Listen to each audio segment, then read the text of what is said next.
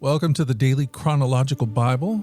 My name's Hunter, and we are reading through the Bible in chronological order as a single story. And that story is all about Jesus. It is a revelation of Him, and He has revealed to us the heart of the Father. Today, June the 17th, we are in 2 Chronicles chapters 21 and 22, and 2 Kings chapters 8 through 10. We're reading from the New Living Translation. This is the word of the Lord. During Jehoram's reign, the Edomites revolted against Judah and crowned their own king. So Jehoram went out with his full army and all his chariots. The Edomites surrounded him and his chariot commanders, but he went out at night and attacked them under the cover of darkness. Even so, Edom has been independent from Judah to this day. The town of Libnah also revolted about the same time. All this happened because Jehoram had abandoned the Lord, the God of his ancestors. He had built pagan shrines in the hill country of Judah and had led the people of Jerusalem and Judah to give themselves to pagan gods and to go astray. Then Elijah the prophet wrote Jehoram this letter. This is what the Lord, the God of your ancestor David, says. You have not followed the good example of your father, Jehoshaphat, or your grandfather, King Asa of Judah. Instead, you have been as evil as the kings of Israel. You have led the people of Jerusalem and Judah to worship idols, just as King Ahab did in Israel. And you have even killed your own brothers, men who were better than you. So now the Lord is about to strike you, your people, your children, your wives, and all that is yours with a heavy blow. You yourself will suffer with a severe intestinal disease that will get worse each day until your bowels come out. The Lord stirred up the Philistines and the Arabs who lived near the Ethiopians to attack Jehoram. They marched against Judah, broke down its defenses, and carried away everything of value in the royal palace, including the king's sons and his wives. Only his youngest son, Ahaziah, was spared. After all this, the Lord struck Jehoram with an incurable intestinal disease. The disease grew worse and worse, and at the end of 2 years it caused his bowels to come out, and he died in agony. His people did not build a great funeral fire to honor him, as they had done for his ancestors. Jehoram was 32 years old when he became king, and he reigned in Jerusalem 8 years. No one was sorry that he died. They buried him in the city of David, but not in the royal cemetery. 2 Chronicles 22. Then the people of Jerusalem made Ahaziah, Jehoram's youngest son, their next king, since the marauding bands who came with the Arabs had killed all the older sons. So Ahaziah, son of Jehoram, reigned as king of Judah. Ahaziah was 22 years old when he became king, and he reigned in Jerusalem 1 year. His mother was Athaliah, a granddaughter of King Omri. Ahaziah also followed the evil example of King Ahab's family, for his mother encouraged him in doing wrong. He did what was evil in the Lord's sight, just as Ahab's family had done. They even became his advisers after the death of his father, and they led him to ruin.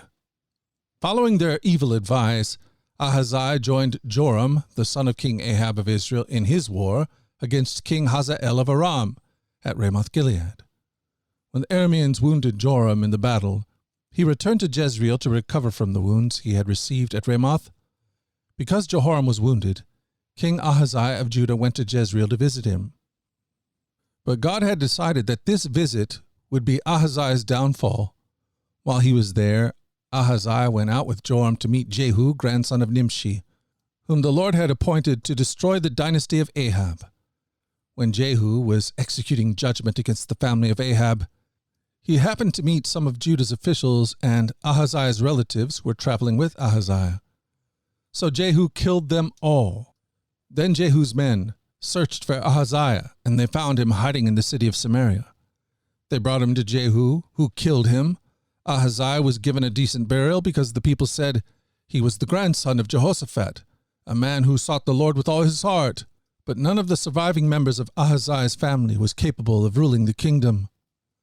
The rest of the events in Jehoram's reign and everything he did are recorded in the book of the history of the kings of Judah. When Jehoram died, he was buried with his ancestors in the city of David. Then his son Ahaziah became the next king. Ahaziah, son of Jehoram, began to rule over Judah in the 12th year of the reign of Joram, son of Ahab, king of Israel. Ahaziah was 22 years old when he became king, and he reigned in Jerusalem 1 year. His mother was Athaliah, a granddaughter of King Omri of Israel. Ahaziah followed the evil example of Ahab's family. He did what was evil in the Lord's sight, just as Ahab's family had done, for he was related by marriage to the family of Ahab. Ahaziah joined Joram, son of Ahab, in his war against King Hazael of Aram at Ramoth-Gilead. When the Arameans wounded King Joram in the battle, he returned to Jezreel to recover from the wounds he had received at Ramoth. Because Joram was wounded, King Ahaziah of Judah went to Jezreel to visit him. When Jehu arrived in Samaria, he killed everyone who was left there from Ahab's family, just as the Lord had promised through Elijah. Then Jehu called a meeting of all the people of the city and said to them, Ahab's worship of Baal was nothing compared to the way I will worship him. Therefore summon all the prophets and worshippers of Baal, and call together all his priests. See to it that every one of them comes, for I am going to offer a great sacrifice to Baal. Anyone who fails to come will be put to death. But Jehu's cunning plan was to destroy all the worshippers of Baal. Then Jehu ordered, Prepare a solemn assembly to worship Baal. So they did. He sent messengers throughout all Israel, summoning those who worship Baal.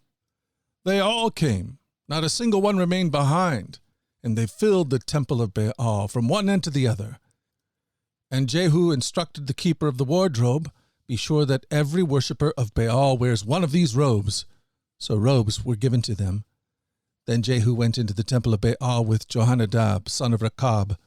Jehu said to the worshippers of Baal, Make sure that no one who worships the Lord is here, only those who worship Baal. So they were all inside the temple to offer sacrifices and burnt offerings. Now Jehu had stationed 80 of his men outside the building, and had warned them, If you let anyone escape, you will pay for it with your own life. As soon as Jehu had finished sacrificing the burnt offering, he commanded his guards and officers, Go in and kill all of them. Don't let a single one escape.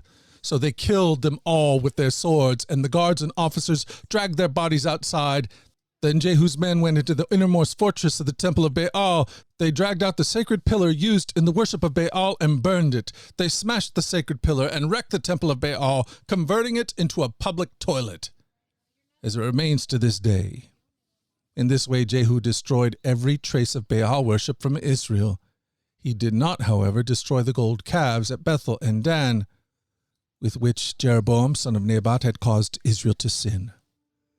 Nonetheless, the Lord said to Jehu, You have done well in following my instructions to destroy the family of Ahab.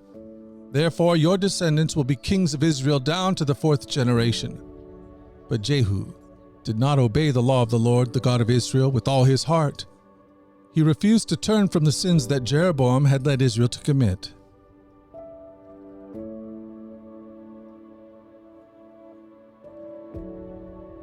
Thank you for joining us at the Daily Chronological Bible. You can find out more about our other podcasts at dailyradiobible.com, where people from all around the world come to join us in this journey through the Scriptures, where we allow the Scriptures to point us to the God who is love, the God revealed to us fully in Jesus. Again, that website is dailyradiobible.com. Until tomorrow, let's go forward in God's joy. Let's let His joy be our strength. And let us always remember this, that you are loved.